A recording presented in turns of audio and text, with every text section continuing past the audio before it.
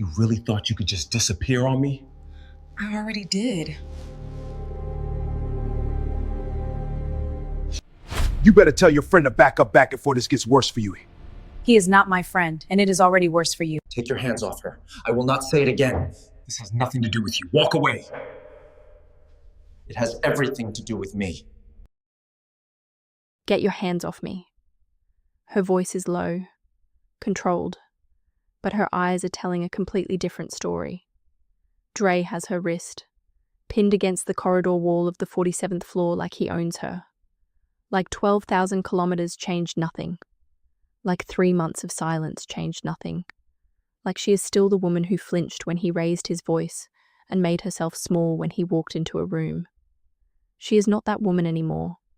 She stopped being that woman the Tuesday morning she pulled a London front door shut behind her and chose an ocean over one more night of survival. You thought you could just disappear? His grip tightens. Run all the way to Korea? Dre, let go of my face. Or what? His fingers dig harder into her jaw. You don't know anybody in this city. You have nobody here. You never had nobody but me, and you know it. Every word lands exactly where he aims it. 3 years made him a precision instrument. He knows which places still have nerve endings, and he goes for all of them at once. She does not flinch. She does not shrink. She holds his eyes with something cold and forged and completely unbreakable. And she waits. The elevator at the end of the corridor opens. Nobody is talking after that. Hyun Wu steps off the elevator and the entire corridor changes. Not loudly, not dramatically. The way a room changes when a storm decides to come inside. He stops walking. His eyes go to Amara first. 1 second, reading everything.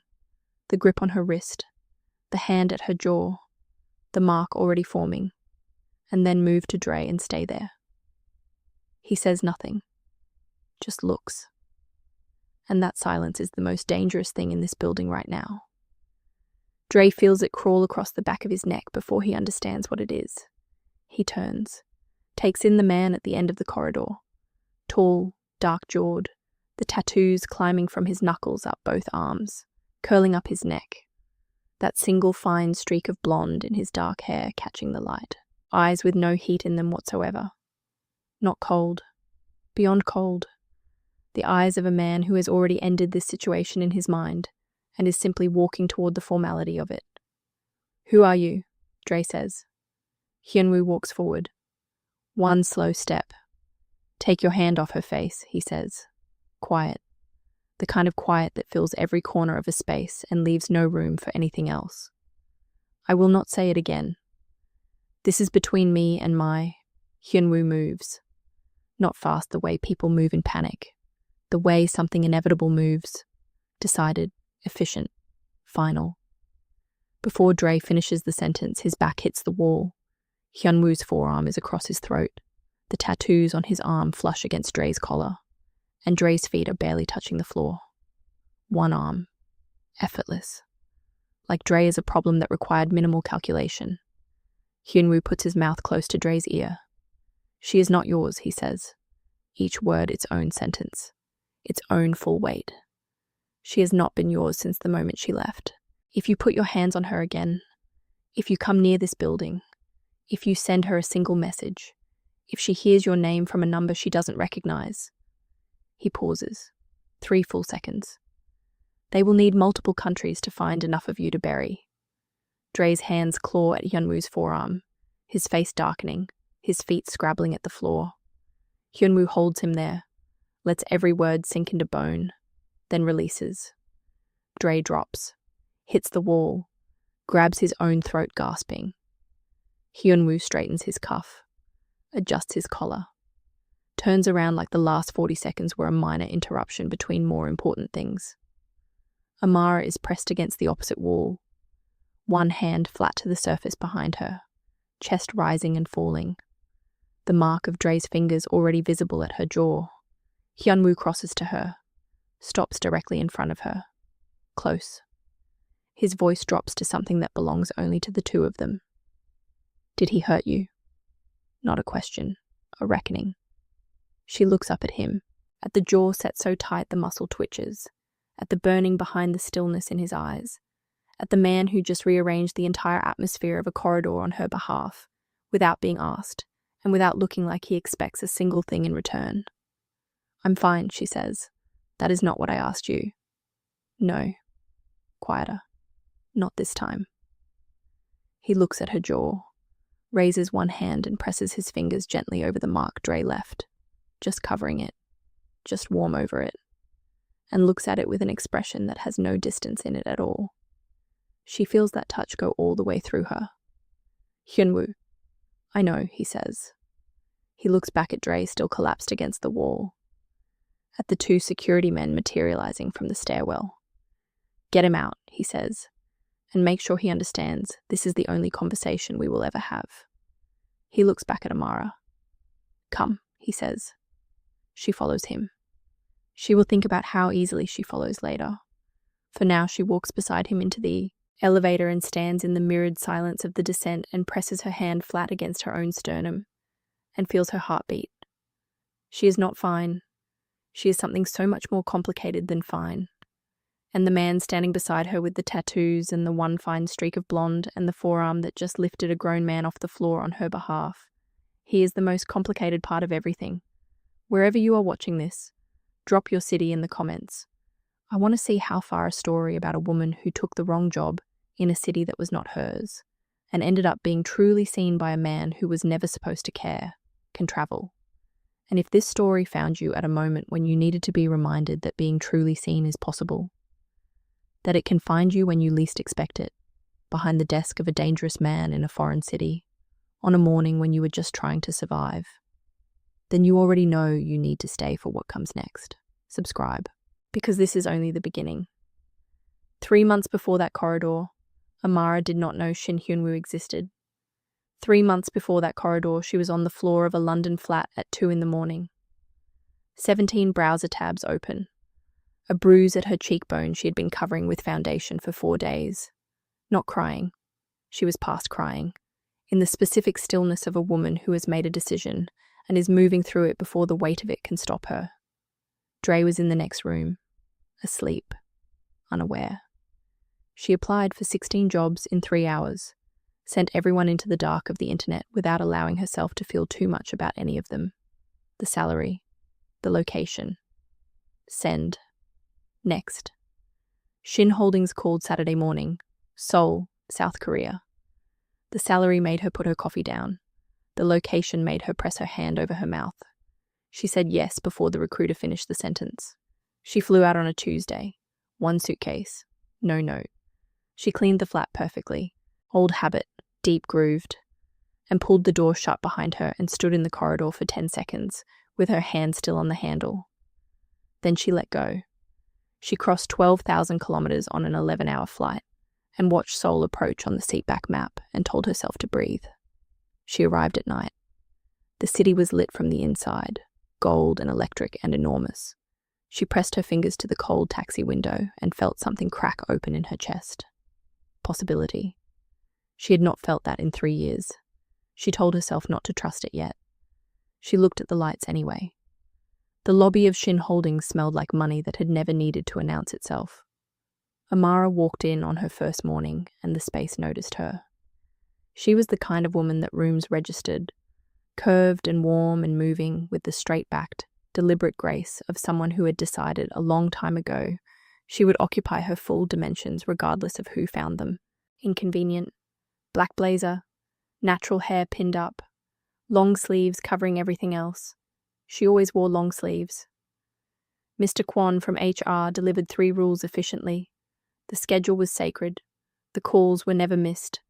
The corner office was by summons only. Rules she could execute in her sleep. She was not prepared for the man. 8:57. 3 minutes before she was told he arrived.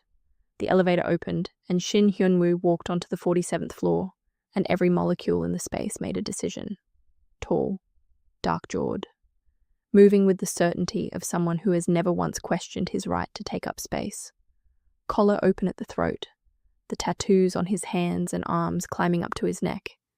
That single fine streak of blonde in his dark hair, like a quiet signature on something dangerous. He stops at her desk. One full assessment, giving nothing back. You're the new secretary. Amara Osei. She stands, extends her hand. I started today. He looks at her hand, shakes it, once, brief, measuring.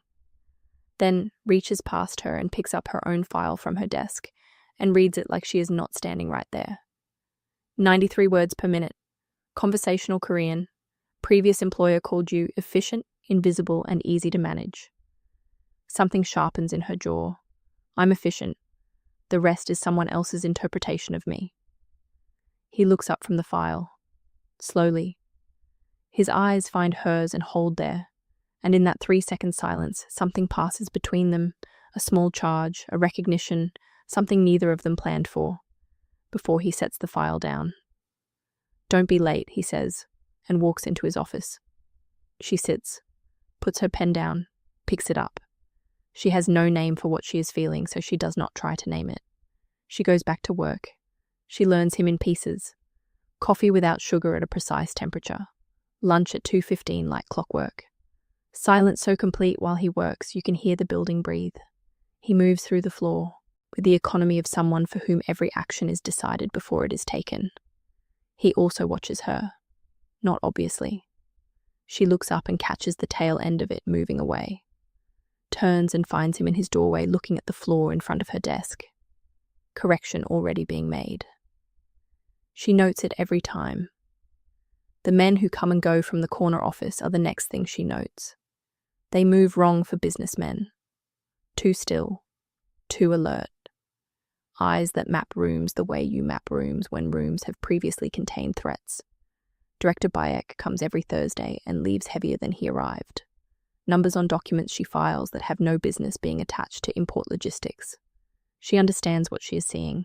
She shows up every morning and does her job, and says nothing. And then day 11. She is reaching past him to replace a document in the cabinet behind his desk. He has not moved from his chair, and she has miscalculated the space, and her hand brushes his shoulder, and he looks up at exactly the moment she looks down, and they are 6 inches apart, his eyes on hers. The tattoos at his collar up close. Something in his expression that he puts away before she can fully read it. Sorry, she says. Don't be, he says. She walks back to her desk with her pulse doing something she cannot account for. He goes back to his document. Neither of them mentions it. What neither of them says about it sits in the executive floor for the rest of the day, like a door that has been opened 1 inch and not closed. The first real crack appears on a Friday night when the floor is empty, and the city outside has gone dark and gold. She is working late on the Macau files. Documents she has slowly come to understand are not entirely about what they claim to be about. When she hears it from behind the closed corner office door. A short controlled sound. The kind a body makes absorbing impact when the person has decided not to give the impact. The satisfaction of a reaction. Then silence. Then footsteps. The door opens. Hyun Wu steps out. Jacket off. Sleeves pushed entirely up. The full landscape of the tattoos from knuckles to shoulder visible in the low evening light. A cut at the corner of his lip. He stops when he sees her. He looks at her for a moment. Then walks to the bar cart. Pours 2 glasses. Sets one on her desk without asking or explaining. Takes his own to the window. She looks at the glass. Picks it up. Stands. Walks to the window and stands beside him. Seoul burns below. Gold and silver and sprawling and indifferent. Their shoulders almost touching. Does it happen often? She asks, nodding at his lip. Occasionally. That's not a real answer. No, he agrees. It isn't. She looks at his profile, the streak of blonde in his dark hair, the ink at the top of his neck above the open collar. I don't like going home to an empty apartment, she says, too honest. She feels it the moment it leaves her mouth. He turns his head and looks at her. Really looks. Up close in the low light, reading her face with the focused attention he gives to everything that matters. Neither do I, he says quietly. She holds his gaze. He holds hers. And then slowly, giving her every second of the decision, He raises one hand and tucks a loose curl behind her ear, his fingers barely grazing her jaw. Just that. Just once. She stops breathing. His hand drops. He looks back at the city. "Finish your report," he says softly. She goes back to her desk, sits down, presses both hands flat on the surface, stares at her screen. Her hands are shaking, just slightly. She finishes the report. They say goodnight without looking at each other directly. She rides the elevator down 47 floors with one hand pressed to her mouth. She gets home to find food outside her apartment door. Hot soup, fruit, banana milk, painkillers lined up in a row. No note, no name, nothing. She stands in the corridor and stares at it. Then she brings it inside, eats everything, lies in the dark with her hands on her stomach, and stares at the ceiling. She presses her fingers to her jaw where he touched her, and then her phone lights up. Unknown number. A message. 3 words. Sleep well. She stares at the screen for a long time. Then she puts the phone face down and presses both hands over her face and lies in the soul dark, telling herself this is manageable, that she has this under control, that she is a professional in a foreign city who has enough complications without adding this one. She believes none of it, not one word. 3 days later, Dre finds her number. The messages start at 11 at night and do not stop until 4 in the morning. 17 of them, each one a precision strike on a specific place. She reads all of them. She always reads all of them. The same compulsion as pressing a bruise. She arrives at work the next morning looking immaculate and feeling hollowed to the center. The boardroom goes soft at the edges in the second hour. She grips the conference table, tells herself to breathe, tells herself she is fine. She is fine, she is. Amara. His voice, right beside her. His hand on her arm before she reaches the floor.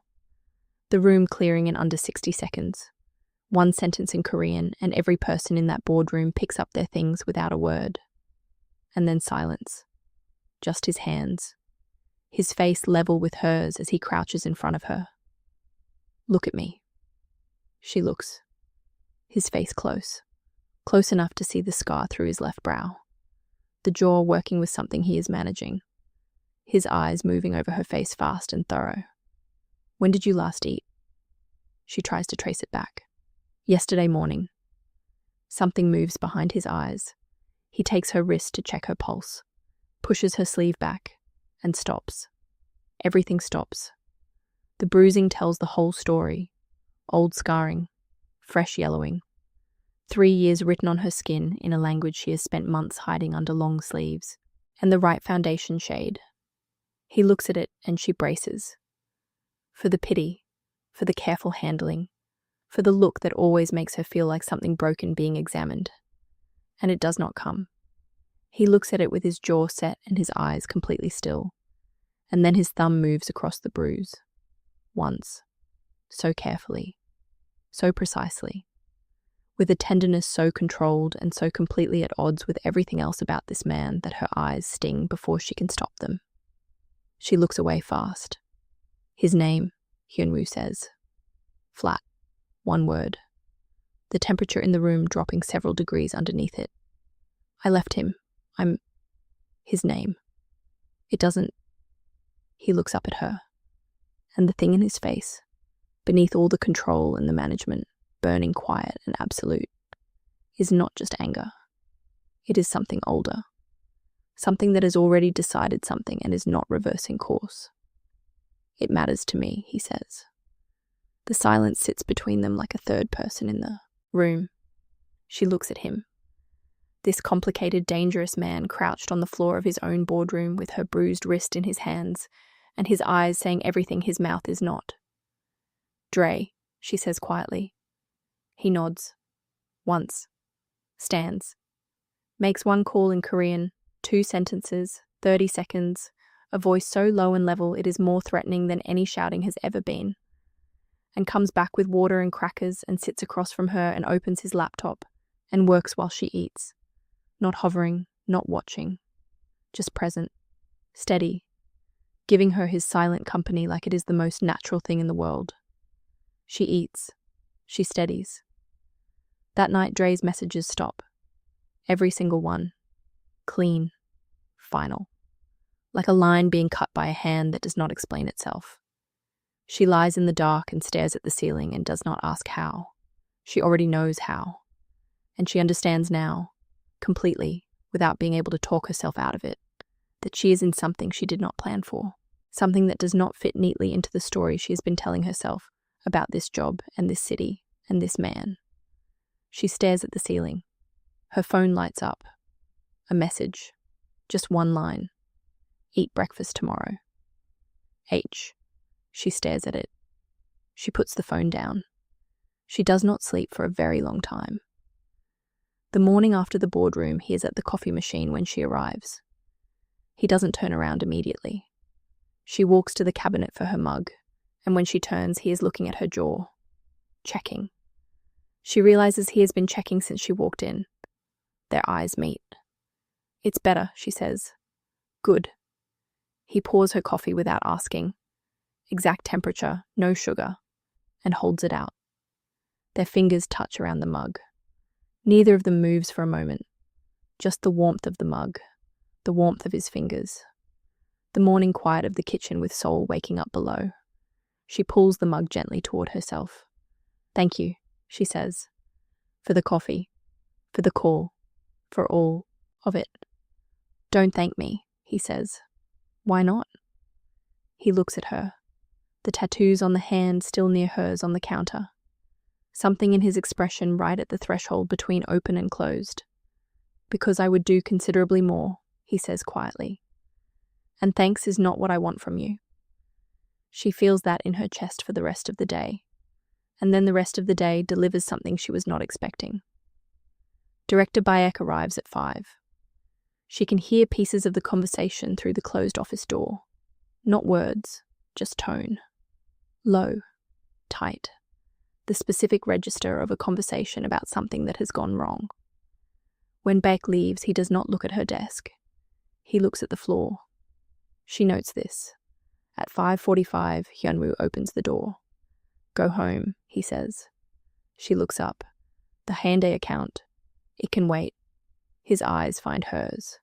Go straight home. Don't stop anywhere. Hyun Wu, please. Just that. Just the one word with everything underneath it. She goes. She does not know what just walked into their story, but she feels it. Detective Park Seon-ho arrives on a Wednesday with 2 coffees, and the most disarming smile she has encountered since landing in Korea. He is handsome in the warm, accessible way. Nothing like Hyun Woo's lockdown danger. Easy manner. Kind eyes. He introduces himself clearly, sits across from her in the small meeting room, and asks about Dre with the careful precision of a man who has already read the file and is giving her the courtesy of telling it herself. She answers honestly. She stopped performing Fine for Strangers a long time ago. It costs too much energy she needs for other things. He comes back Thursday. He comes back Friday. Each time the coffee is exactly how she takes it, because he noted it on the first visit and remembered, and that is the kind of detail that tells you something real about a person. By the 4th visit, there is no notepad. He asks her about Seoul, about Bukchon and Namdaemun. He makes her laugh, the real one she still covers with her hand out of reflex. And he looks at the sound like it has genuinely surprised him into warmth. She likes him. She names that honestly. But here is the thing. The morning after his 3rd visit, she walks onto the executive floor, and Hyun Woo is in his doorway. And his eyes find her face in one sweep, and something in his jaw shifts. Barely. Real. Gone before most people would catch it. She catches it. He says nothing. He says nothing for 4 days. And on the 4th day, something happens that makes the silence irrelevant. She is at her desk at 6 in the evening when 4 men step off the elevator, and she knows immediately they are not clients. They move wrong for clients. They move the way men move when they have come to make a point with their bodies. The one in front looks past her desk to the corner office and says something in Korean that she catches enough of to understand is not a request. She picks up the phone. She does, not finish dialing. Hyun Wu's office door opens. He steps out and takes in the four men in one sweep, and something in his expression closes down into a flatness that is more alarming than any display of anger would be. "My office," he says, in Korean. "Level." The lead man says something back, points at Amara, says her name like it is leverage. Everything in the corridor goes very still. Hyun Wu looks at the man's extended finger pointing at Amara for exactly 2 seconds. Then he crosses the floor. What happens next is not loud. It is not theatrical. It is the most efficient and complete dismantling of 4 large men she has ever witnessed in her life. Hyun Wu moves through them like they are a problem he has already solved. The first man's arm wrenched behind him before he can reach whatever is under his jacket. The second man's face meeting the wall with a sound that makes the third man hesitate. And that hesitation costs him everything. The fourth man backing up with both hands, raised before Hyun Wu even turns to look at him. 30 seconds. 4 men. The tattoos on his forearms catching the light. The streak of blonde in his dark hair. The absolute economy of every single movement. He straightens up, looks at the 4 men arranged against the wall like a decision that has been made. "Tell your boss," he says quietly, "that the next message he sends, I deliver the response personally." He turns around. His eyes find Amara at her desk. She has not moved, hands flat on the surface, looking at him. He walks back to his office, pauses in the doorway. "Are you all right?" he says, without turning around. "Yes," she says. He nods once, goes inside. She sits at her desk for a full minute after the security team has cleared the corridor and the floor has gone back to its perfect expensive quiet. There is a story she has been telling herself about this job, about this man, about how she's going to stay professional and keep her distance and move through this contract and leave Seoul in 6 months with her heart still intact. That story just died on the 47th floor. She stares at the corner office door. She starts a new story. The Friday evening with the whiskey happens, and the new story gets its first chapter. She is alone on the floor working late when Hyun Wu comes out of the corner office, with a cut at his lip, and the tattoos on both arms fully visible, and 2 glasses of amber whiskey. And he stands at the window, and she stands beside him, and neither of them speaks for a full minute. Seoul burns below them. "Someone tried to access the Busan account tonight," he says. Not to her, to the city. Like he is reporting it to something larger than both of them. "The 4 men yesterday," she says. "Connected, yes." She looks at his profile, at the cut, at the streak of blonde. Is it going to stop? He looks at her then, directly. It is going to get worse before it stops. She holds his gaze. "Are you telling me to leave?" "No," he says, immediately, without hesitation. Like the word came from somewhere below thought. She looks at the city. He looks at her, knowing that whatever is coming, the danger he just named, the thing getting worse before it stops. She is not going anywhere. She is not going anywhere, and she has stopped pretending otherwise. The confrontation happens on a Friday evening, with the floor empty and the city going purple outside the glass. Hyun Wu comes to her desk directly. No intercom. He stands in front of her with his hands in his pockets, and the stillness of a man managing something significant beneath the surface. "The detective has been here 4 times, he says. She puts her pen down. "He is working a case. He is building a case against this company. Against me. You are the access point. No cruelty. Just fact delivered without decoration. He pulled your hospital records from London, the emergency room visits. He is using your history to build emotional proximity. That is not kindness. That is a strategy." The words land. "How do you know about my hospital records?" 1 beat. Honest. "Because I looked at them first," he says. The air cracks clean open. She stands. They are close, and she feels the full fact of how tall he is, and how much heat is coming off him beneath all that controlled surface. "You had no right." "No," he says quietly. "I didn't." She stops. Because he does not defend it, does not explain it away. He stands underneath the admission and holds her eyes, and lets her have the anger fully, and does not move from underneath it.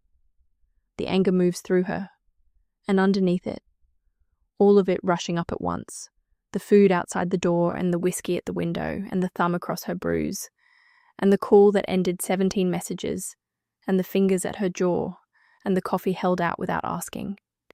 She looks at him and feels something she's not going to be able to manage anymore. "Don't look at me like that," she says. Barely a sound. Like what? Like I am something you have already decided about. He is quiet. The tattoo at his neck moves when he swallows. "What if I have?" he says. "What if that decision was made the morning you told me efficient and invisible was someone else's interpretation, and I have simply been too controlled to say so until right now?" The silence after that rewrites something permanent. She picks up her bag. "Good night, Hyun Wu." "Good night," he says. She walks to the elevator, steps in, turns around. He is still at her desk, still watching her, with an expression she has never seen on him, open, certain, carrying nothing held back. The doors close. She rides down 47 floors with her back against the wall and her heart slamming against her chest. She stands on the Seoul street in the night air. She tells herself to get it together. Her heartbeat laughs at her. The Saturday no one planned arrives the way the best things always do, quietly, without announcement, on a morning that looks ordinary and becomes everything. She comes in for the Macau files, does not expect him. His shoes at the entrance of the executive floor, kitchen light on. She walks in, jacket off, sleeves pushed entirely up, the tattoos from knuckles all the way up both arms in the clean morning light. He turns when he hears her and his face has not arranged itself yet. 1 full second of completely unguarded before it settles. Neither of them says good morning. She needs a mug. Shelf is behind him. She walks past him to reach it and he does not move, and the kitchen is suddenly the smallest room in Seoul. She has the mug. She turns. He is right there. She looks up. He looks down. Nothing between them. No distance, no pretense, no more management. Amara. Low. Her name only. Carrying 3 months of everything unsaid. "Don't start," she says. Knowing it is already started, that it has been started for weeks and she has simply been the last to stop pretending. "Tell me to step back," he says, eyes on hers, placing the decision entirely in her hands. "Say it, and I step back right now." She says nothing. He raises one hand slowly, unhurried, giving her every second, and touches her face, his thumb at her cheekbone, the tattoos on his fingers warm against her jaw. She feels that touch go through every wall she has ever built, all the way down to the woman who existed before she learned to make herself small, all the way down to the woman who is still there, who is always still there. She makes a sound, quiet, involuntary. She feels him hear it in the breath he takes. He kisses her, not urgently, with the precise focused control he gives to everything that matters, which makes it more devastating than any urgency could ever be. His hand at her face, her fingers gripping his shirt, his other arm coming around her waist and pulling her closer. The tattoos on his forearm warm against her back, the kitchen still, Seoul below, 2 very controlled people coming completely undone in the most deliberate way. When they break apart, she keeps her eyes closed for 1 full breath, opens them. "This is a terrible idea," she says. "Yes," he says, not apologetic, just honest. "You run a criminal organization. Yes, I work for you. You run me," he says, flat, completely undecorated. "That is a different thing entirely."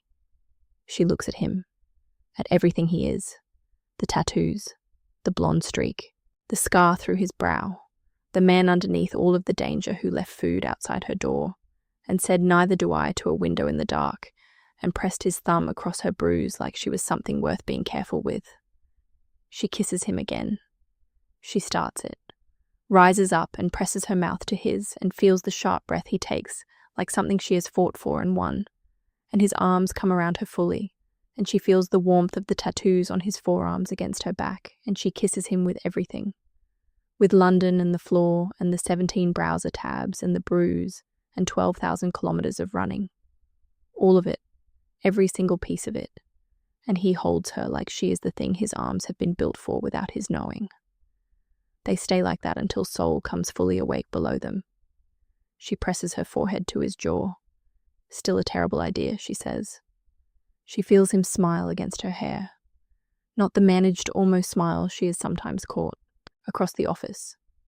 Real, private, small, entirely for her. She holds on, looks at Seoul going gold through the kitchen window. She is home. She has not been home in 3 years. She is home now, and it has tattoos and one fine streak of blonde, and it is without question the most dangerous and most right thing that has ever happened to her. But it is Saturday morning, and they are standing in a kitchen 47 floors above Seoul, and neither of them has said the word yet for what this is. And then his phone goes off. He does not move immediately. He holds her for another second, just one, deliberate, like he is choosing to hold it against whatever is coming. And then he reaches for it. He reads the message. The warmth in his face does not leave entirely, but something moves behind his eyes, something that tells her the world outside this kitchen has just sent them both a reminder that it has not gone anywhere. "What is it?" she says. He looks at her. "Jang Woo-sung," he says. She does not know that name yet. She will. What follows is the best and most dangerous stretch of her life, and she chooses it with both hands open. They do not name it out loud. No declarations, no neat conversations about definitions. What they are lives in the vocabulary below words. In the mornings at the coffee machine where his arm presses against hers and neither moves apart. In the hand at the small of her back in corridors. In the text messages she is never supposed to see the context of and always understands anyway.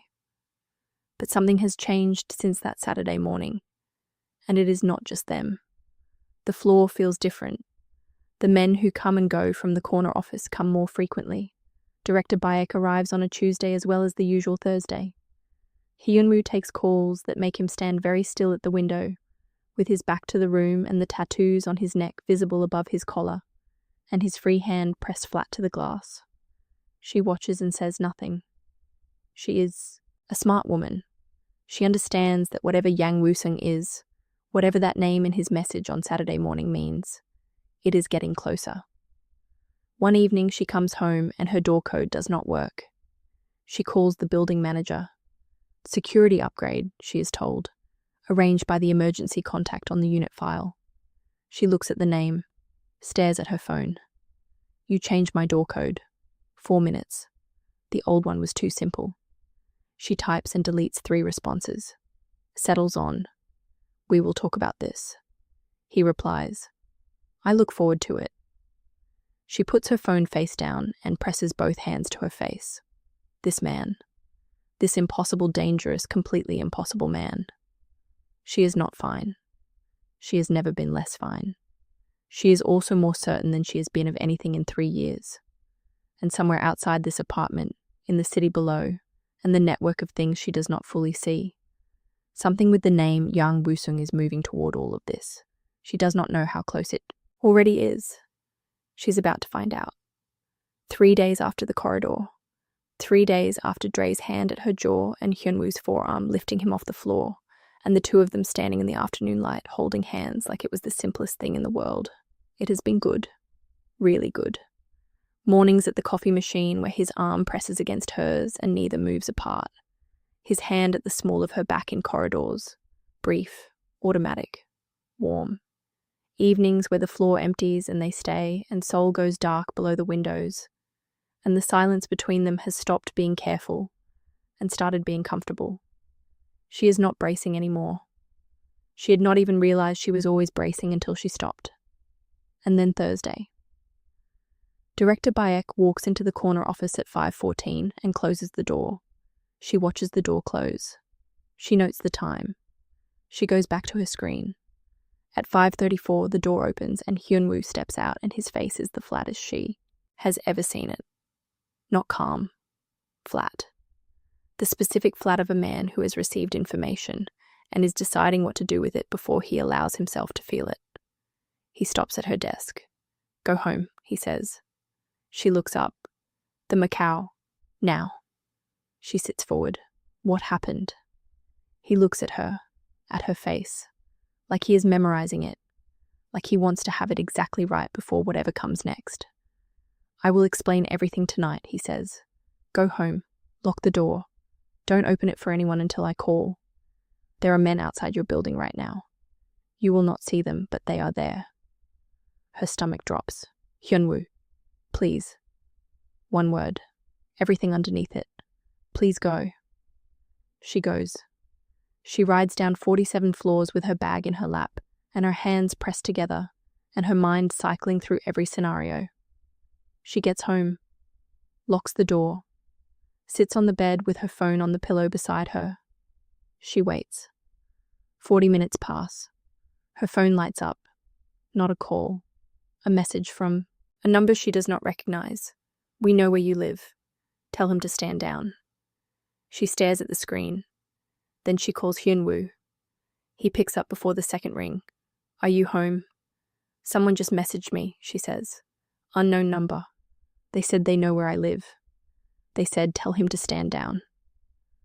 A silence. The specific silence of a man processing something at speed. "Screenshot it and lock your phone," he says. "I'm handling it." Hyun Wu. "Amara." His voice drops. Steady. Deliberate. "I have people outside your building. You are safe. I need you to trust me right now." She looks at the message on her screen. "I trust you," she says. "Good." A breath. "I'll call you in an hour." He calls in 40 minutes. "Dre is not in London," he says. She goes completely still. "He is in Seoul. He has been here for 2 weeks." The measured space of a man choosing what to say and in what order. "He is not here alone. A man named Jang Woo-sung brought him. Jang runs the Chongpa operation on the south side of the river. We have been in conflict with Cheongpa for 8 months." His voice stays level. "Dre was recruited 4 weeks ago, brought here specifically because of his connection to you, because of what they believe that connection would give them access to." She processes this. "They used him," she says. "Yes. Though I would not spend too much feeling on that. He came willingly." The cold clarity of a truth that is not surprising and still lands hard. "What do they want?" she says. "Leverage. They want something I have. They believe you are the way to get it." A pause. "I am not going to let that happen." "Am I safe?" One beat. Exactly one beat too long. "You are safe," he says. "Trust me." She thinks about every single thing this man has done without being asked.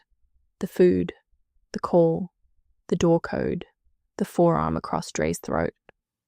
"I trust you," she says.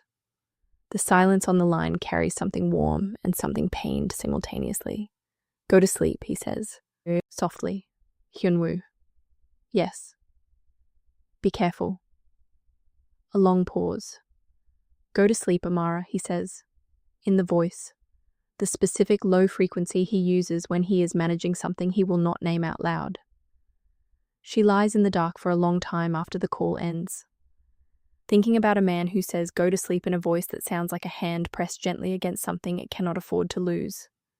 She does not sleep well, but she sleeps. Detective Park Seon-ho is outside her building at 7:15 the next morning. No coffee, no smile. Leaning against the wall with his hands in his jacket pockets, and when she comes through the door, he straightens and looks at her with an expression that is entirely not professional. "I need to talk to you," he says. "Not about the case."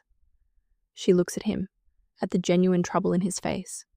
"Okay," she says. They walk toward the river. Cold morning. Han River grey and wide beside them, their breath making small clouds. "Dre is being used," Seon-ho says. "You already know that." "I know." "What you don't know is that Jang Woo-sung's plan is not just leverage." He keeps his eyes forward. He wants to dismantle Shin Holdings completely. And the move he is planning, he is going to use you as bait. Draw Hyun Woo out into the open, away from the building, away from his people. He pauses. "Dre is going to call you. going to make it sound like he just wants to talk. One last conversation. And when you go, I'm not going, she says. Amara. He stops walking. She stops. He turns and faces her directly. I need you to hear me. What Hyun Wu runs, what moves through those floors, I have 2 years of it documented, and I can see what you feel. I am not blind. Something moves across his face that costs him real effort to show. But this is going to get violent. Very violent. And I cannot watch you get caught in the middle of it. She holds his gaze steadily. Are you warning me as a detective, she says, or as something else? He looks at her for a long moment. Both, he says. Honest. Completely clean. The river moves beside them. She looks at him. At this man who came here at 7:15 in the cold because he could not. At what it cost him to stand here saying all of this. Seonho, she says. I know, he says quietly. Before she finishes. He already knows. She can see it in his face. Thank you, she says. For telling me. He nods. If it goes wrong, he says. If you need somewhere safe, you call me. She puts her hand briefly on his arm. He looks at her hand. She takes it back. She turns and walks back toward the tower, and she does not look back because they both already understand what this is, and looking back will not change any of it. She tells Hyun Wu everything the moment she steps off the elevator. He listens without interrupting. Sitting at his desk with his hands flat on the surface, and his eyes locked on her face. When she finishes, he is quiet for exactly 4 seconds. Then he stands, walks around the desk, stops in front of her close enough that she has to look up, and the tattoos at his collar are right there, and the streak of blonde is catching the morning light, and he looks at her with something in his face she has not seen before. Fear. Not loud fear. Quiet fear. Contained. The specific fear of a man who has not allowed himself to care about something in a very long time, and has made the irreversible mistake of caring completely, and cannot undo it, and would not undo it, and is standing here terrified of exactly that. You are not going to that meet, he says. I know. You are not going anywhere near Dre or Young or anyone connected to either of them. I know that too. Amara. Hyun Wu. She steps forward and puts her hand flat on his chest, feels his heartbeat under her palm. Fast. Already fast just from this conversation. I know. I am not going anywhere. He looks at her hand on his chest, covers it with his own. The tattoos on his fingers warm over hers. He pulls her in and holds her, and she feels his chin at the top of her head and his heartbeat against her ear, and she understands that this fast heartbeat he cannot manage, is the truest thing this man has ever given her. More than any of the other things. This, the heartbeat that runs away from him when she is close. She holds on tight. Stay close to me, he says into her hair, for the next few days. Okay. And promise me something. She pulls back and looks up at him. What? His eyes close and serious and very near. Whatever happens, whatever you see or hear, whatever Seonho tells you. He pauses. Don't make a decision about any of it until it is over. Give me the chance to explain everything. She looks at him for a long moment. Okay, she says. He kisses her then. Not gently. Not with the controlled precision of the kitchen or the careful deliberation of any of the times before. Urgent. Close. Carrying everything he is not saying, every piece of the fear, and the care and the mind he has not put into words yet. And she kisses him back, the same way with everything she has, and his hands are in her hair, and hers are gripping his jacket, and Seoul is blazing outside the window, and she feels completely and absolutely alive. When they break apart, she presses her forehead to his. Whatever happens, she says quietly, I am not going anywhere. He looks at her. He says nothing. He does not have to. The call from Dre comes at 2 p.m. Unknown number. She already knows. She looks across at Hyun Woo's open office door. He is already watching her. She answers on speaker without being asked. Amara. Dre's voice. and underneath it something she has never heard there before. Not confidence, not cruelty. Something shaky, something that sounds almost like genuine fear. I need to talk to you. Just talk. 10 minutes. I know I don't deserve anything from you, but I'm asking.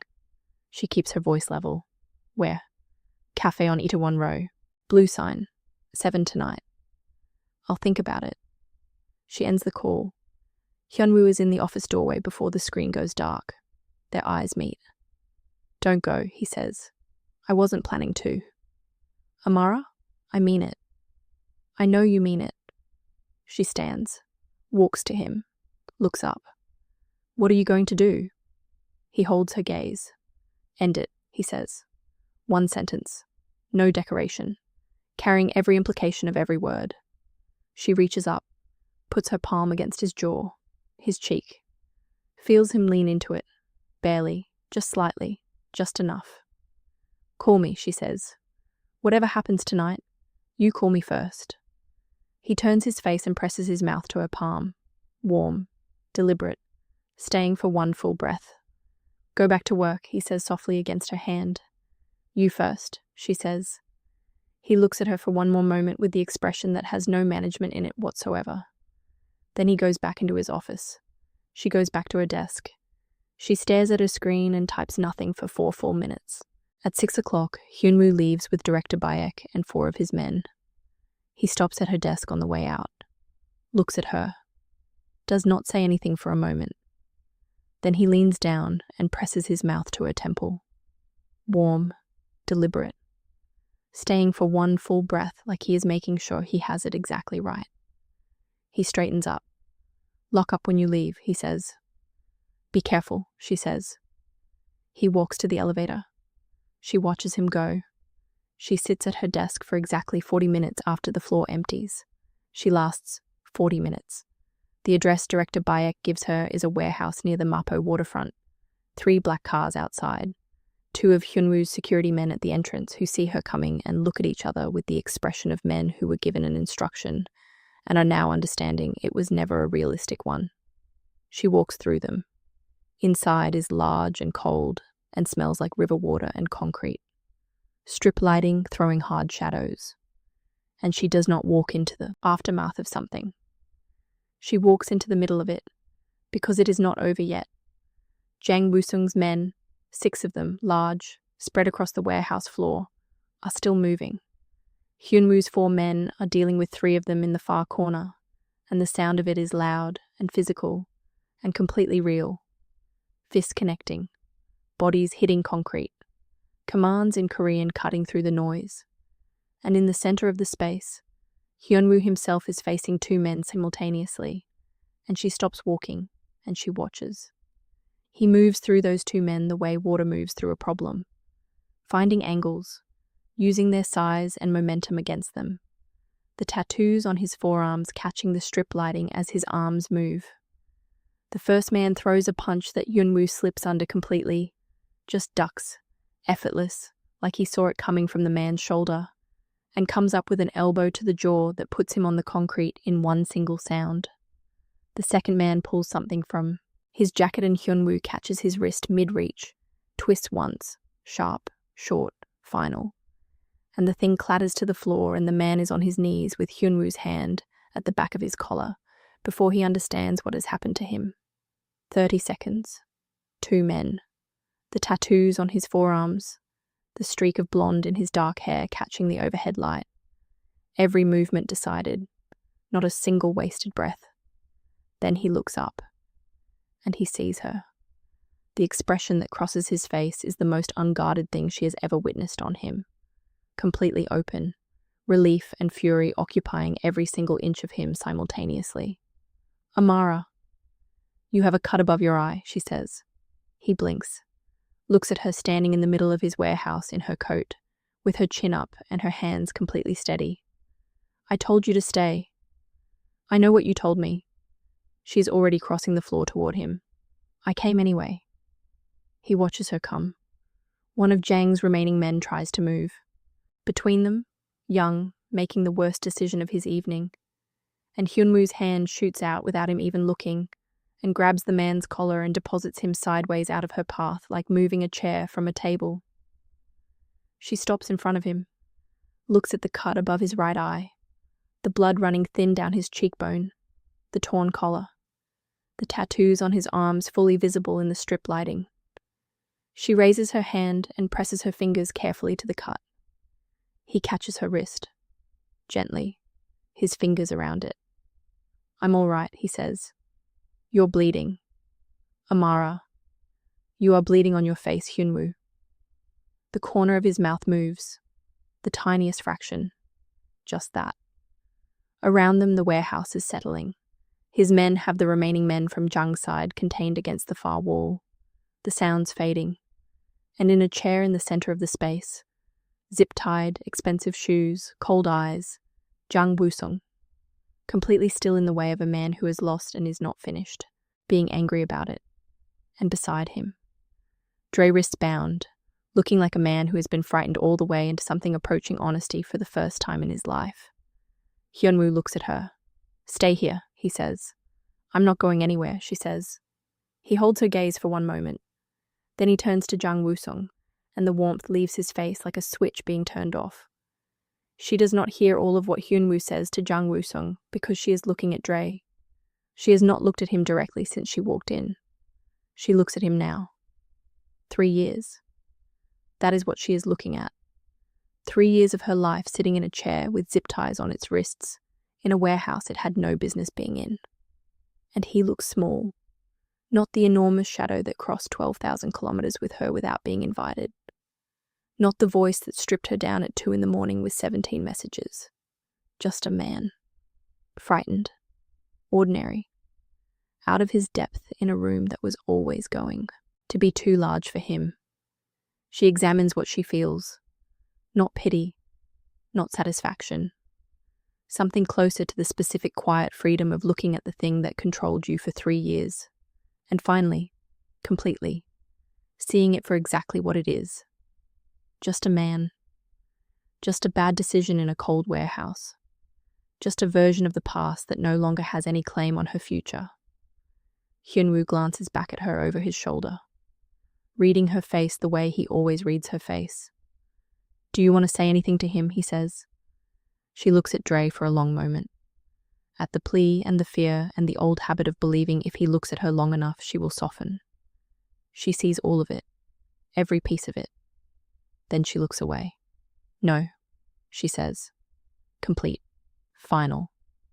Hyun Wu nods once, looks at his men. "Get him to the airport," he says. One direction. Make sure he understands that clearly. She watches them walk Dre through the warehouse door. He looks back once, over his shoulder. She holds his eyes until he is through the door and gone, and the warehouse is quiet, and his face is no longer something she has to look at ever again. Then she breathes out. Long, slow, complete. 3 years. Gone through a warehouse door in Mapo on a Thursday night without a single word. No dramatic ending. No final speech. Just a door closing and the sound of it and the silence after. She did not know freedom could feel this quiet, this ordinary, this much like just breathing. She feels him beside her before she hears him, just there. Warm, his shoulder against hers. She turns and looks up at him. He looks down at her. "Okay," he says. "Yes," she says, meaning it more than she has meant anything in a long time. He looks at her face, every inch of it, missing nothing.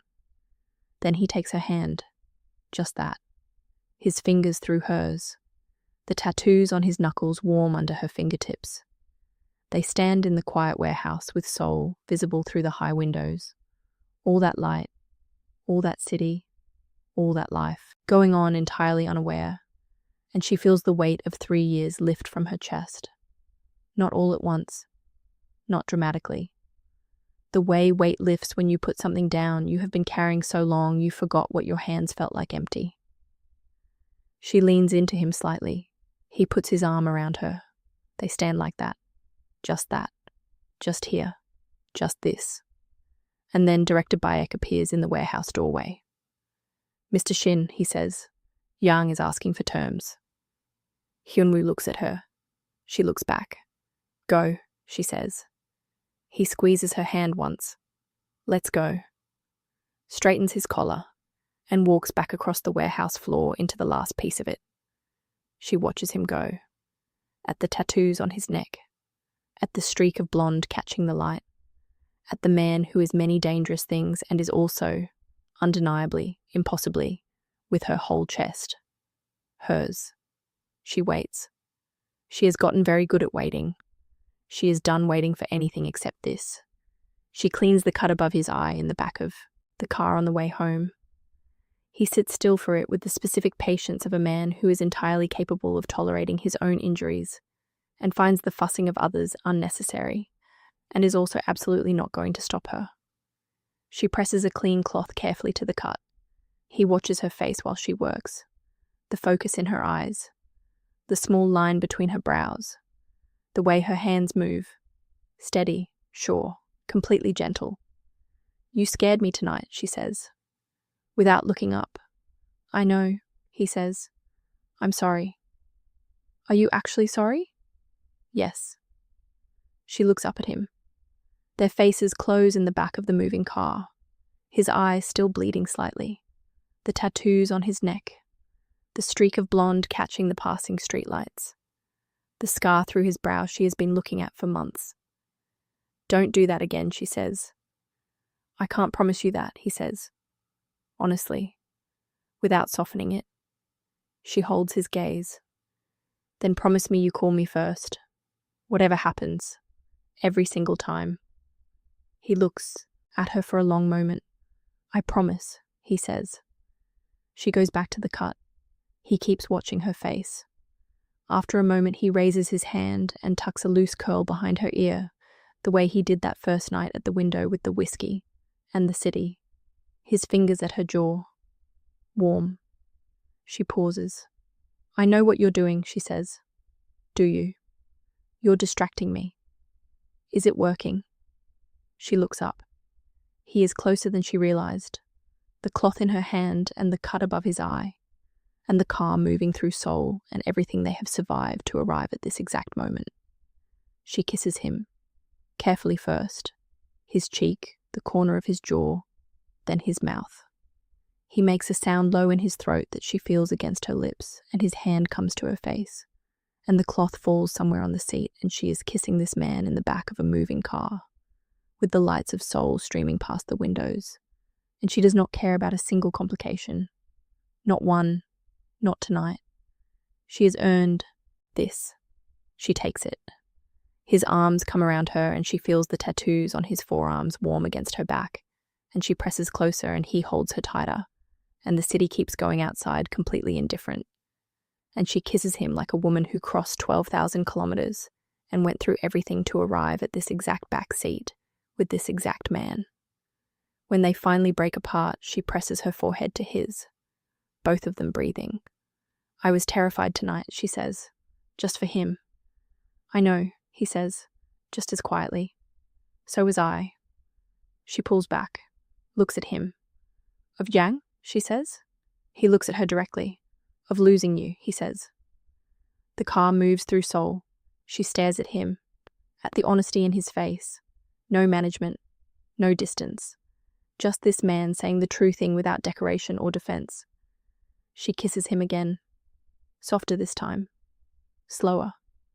Her hand against his jaw covering the cut gently. His hand in her hair. Two people choosing each other again in the dark of a moving car. And again. And again. As many times as it takes. 2 days later. She comes into work and the corner office door is open. She stops at the entrance of the executive floor and looks at it. It has never been open like this. Not fully. That door has always been closed. Summons only, the precise symbol of the distance this man kept between himself and everything. Standing wide open now with the Seoul skyline visible through the window behind his desk. She walks to her own desk, sits down, looks at the open door, looks at him inside, at his desk, working, the tattoos visible at his collar and his hands, and feels something warm settle into her chest with a soft finality, that has no name but does not need one. He looks up, finds her looking, holds her gaze for one moment, goes back to work. She goes back to her screen. She is smiling. She cannot stop smiling. She decides not to try. But 3 hours later her phone buzzes. Unknown number, different from the last one. He cannot protect you from what is coming next. Ask him about the Busan ledger. She stares at the message. She stands up, walks directly to the open office door, holds her phone out to him. He reads it, sets the phone down on his desk, his face going to the flat place. Sit down, he says. Hyun Wu, sit down, Amara, please. She sits in the chair across from his desk. He looks at her for a long moment. Young has a second group, he says. I found out last night. I was going to tell you this evening. Tell me now, she says. He looks at her. And he does. All of it. The Busan ledger. What it contains. Who wants it. What they are willing to do to get it. He tells her in the flat, even voice he uses for things that require complete honesty and no performance. And she listens, and she does not look away from his face once. When he finishes, there is silence. Are you going to tell me to go home, she says. No, he says. Are you going to tell me to leave Seoul? No, he says, immediately. Then what are you telling me? He looks at her across the desk. I am telling you, he says carefully, because you deserve to know everything. Not pieces. Not the version that keeps you comfortable. Everything. A pause. And because whatever comes next, I am not asking you to be in it uninformed. She looks at him for a long moment, at this man who tells her the hard true thing when he could easily choose not to, who opens his office door and opens his mouth and opens the thing he has kept locked for a very long time. Okay, she says. Okay, he says. I'm not going anywhere, she says. I told you that. I meant it. He looks at her. Something in his face moves, opens, entirely. He stands up from his desk, walks around it, stops in front of her chair. She stands. They are close, and the tattoos on his neck are right there, and the streak of blonde is catching the afternoon light. He takes her face in both hands, kisses her, not urgently, not carefully. Something, between the two, honest and complete, and carrying every piece of what he just told her, and what she just said back, and the fact that she is still here, still standing, still his. She holds his jacket and kisses him back the same way. With all of it. 3 days later, Detective Park Seon-ho calls, not to the office, to her cell. She steps out onto the small balcony off the break room and answers with the cold Seoul air on her face. There is going to be a second move, he says without greeting.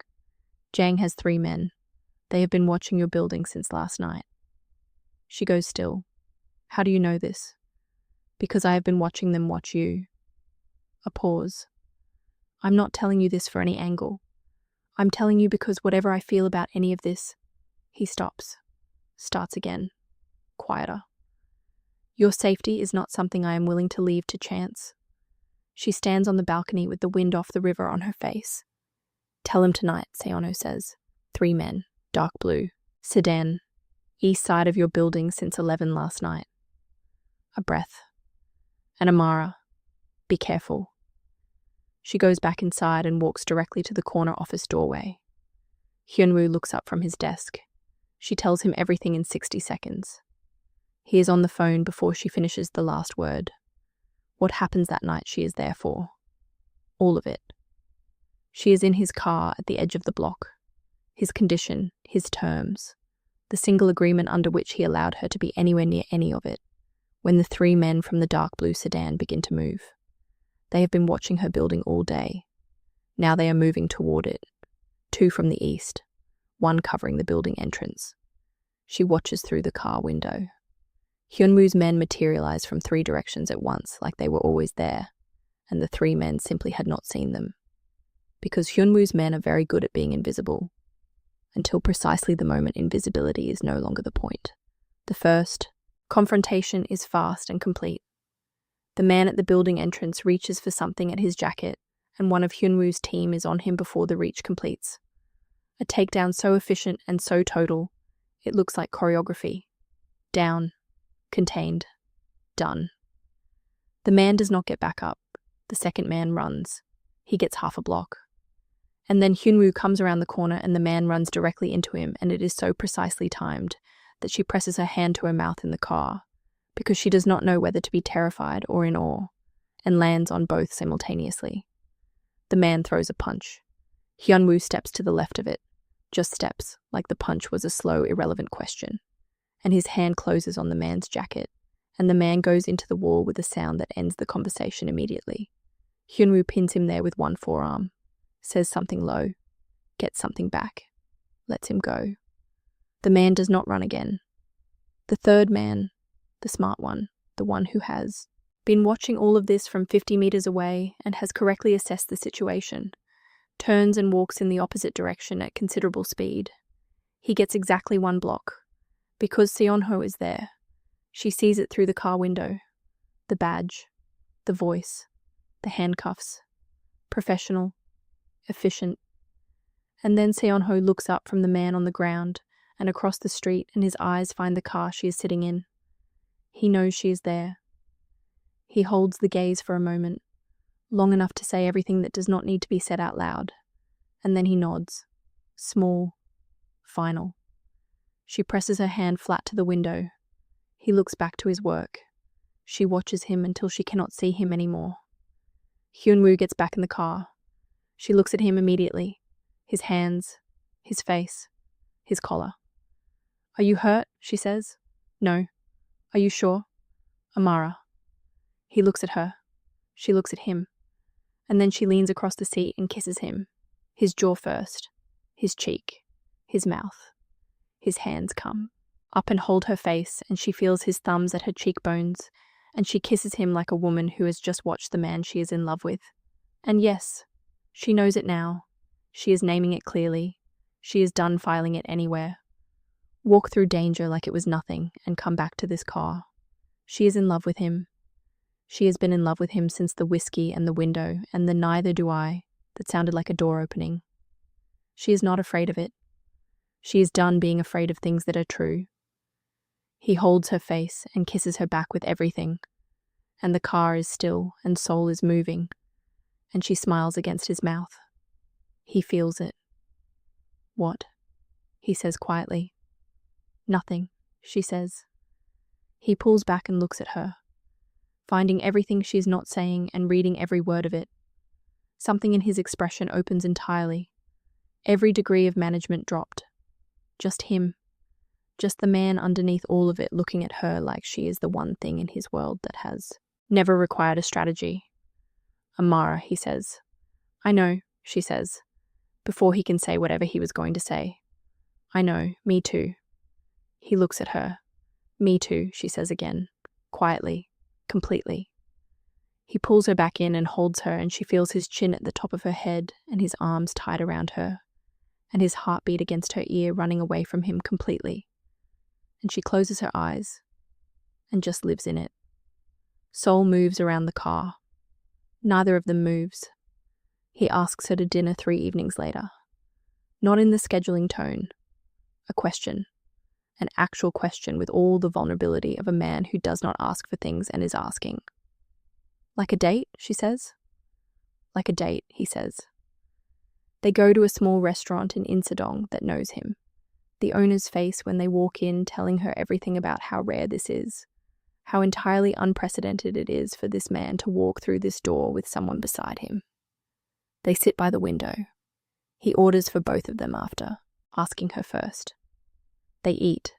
They talk. Not about Cheongpa or Jang, about her Korean vocabulary book, his mother's recipe, the spring beginning to push through the cold. He is lighter here. The management turned all the way down. She watches him mid-sentence and thinks this is what he looks like when he is happy, and she wants to see it for a very long time. He catches her looking. "What?" he says. "Nothing," she says. He refills her glass. She smiles at the table. He sees it, looks back at his food. The corner of his mouth moves, and then his phone buzzes on the table. He glances at it. His expression changes. Not dramatically. Not with alarm. Just the subtle shift of a man receiving information that requires immediate processing. "What is it?" she says. He looks at her, then turns the phone so she can see the screen. A photograph. The front of her building. Taken tonight. Time-stamped 20 minutes ago. Sent from a number she does not recognize. Underneath it, one line of text. Enjoy. Dinner. The restaurant is warm around them. Seoul is moving outside the window. 2 plates of food they have barely touched. She looks at the photograph. At the timestamp. At the fact that someone is telling them right now, in this moment, in this restaurant, that they are being watched. She looks up at him. He is already looking at her. "We need to go," he says. "I know," she says. He signals for the bill without looking away from her face. She looks back at him steadily. This is the life. This is what comes with it.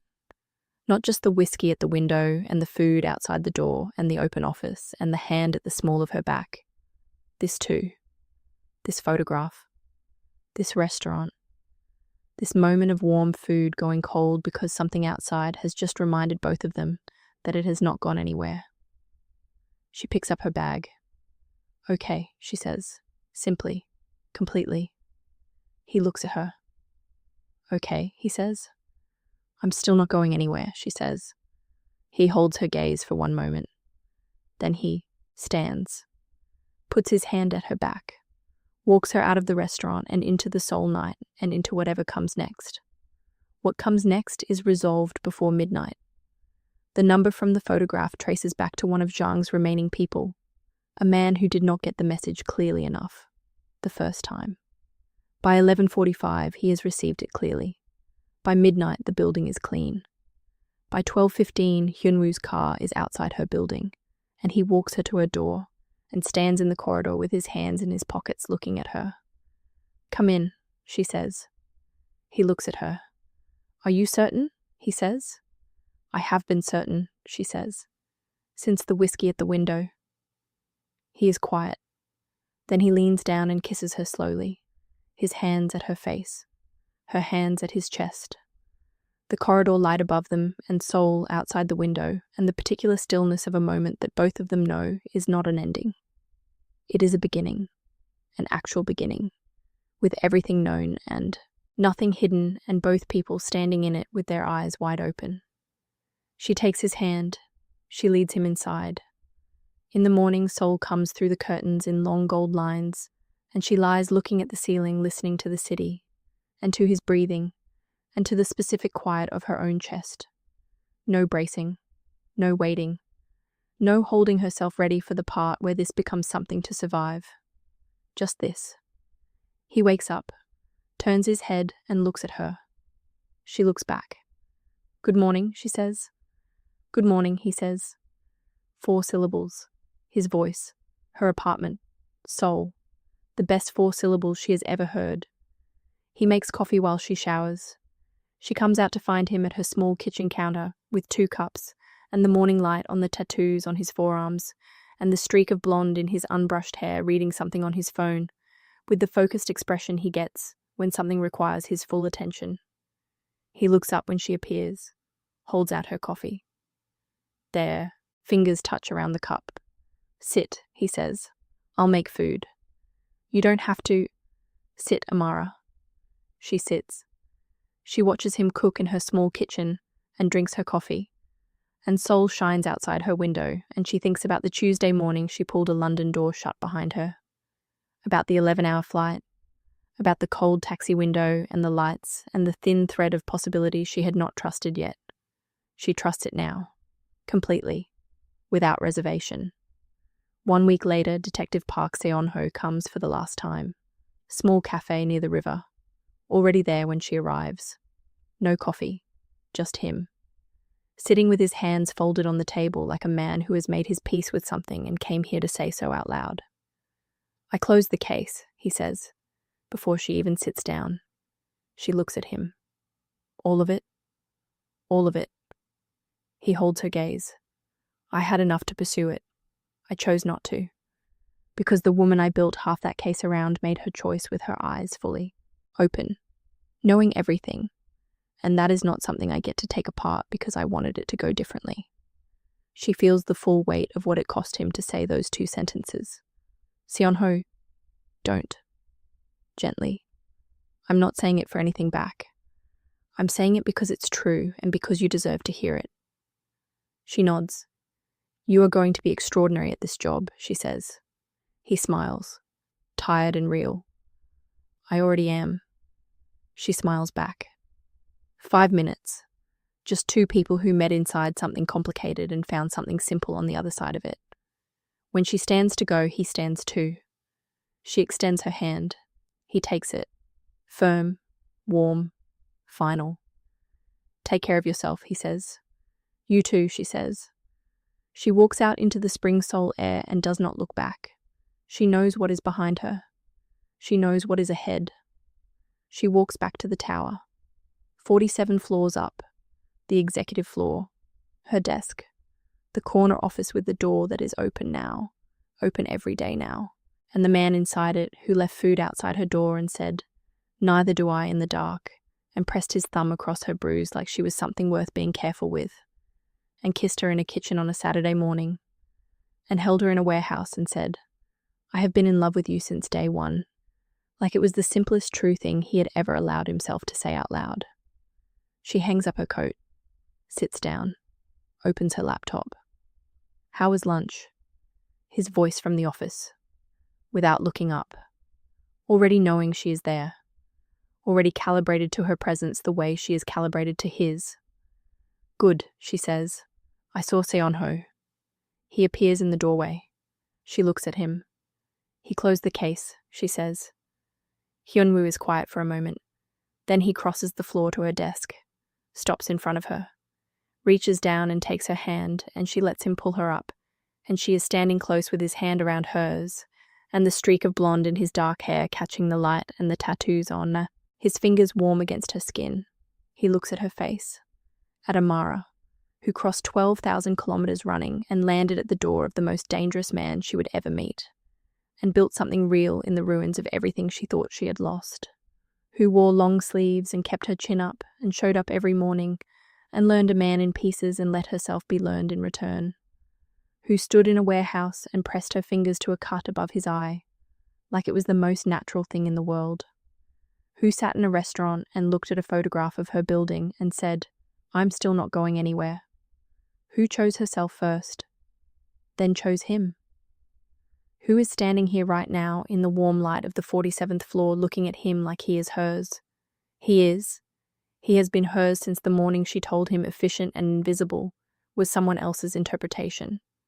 He cups her face in both hands, the tattoos on his fingers against her jaw, his eyes on hers completely open.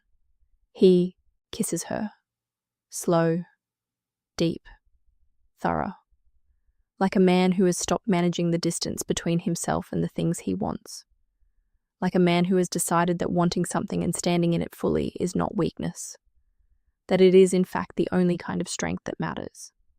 She kisses him back with everything she has. When they break apart, she rests her forehead against his. "Come home with me," he says. She looks up at him. "You should have asked me sooner," she says. "I know," he says. She reaches up and straightens his collar, lets her hand rest on his chest, feels his heartbeat, still fast, still running away from him when she is close, still the truest thing he has ever given her. "You're asking now," she says. "I'm asking now," he says. "Then yes," she says. "Always yes."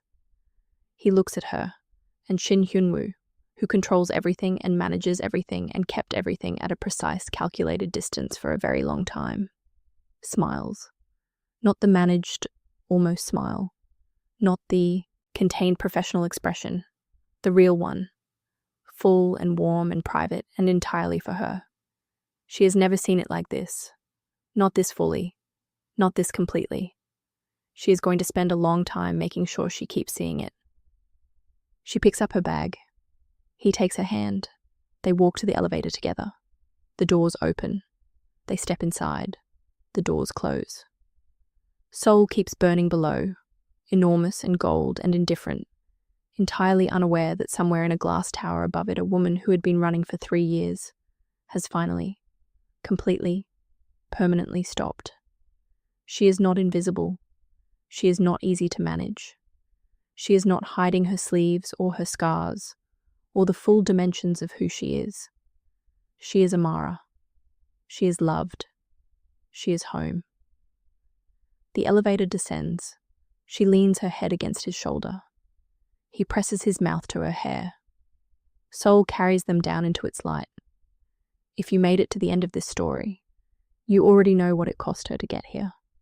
3 years of shrinking, 12,000 kilometers of running, and one desperate job application that turned out to be the most dangerous and most defining decision she ever made. Some of you watching this are in the middle of your own version of that journey. You are not at the ending yet.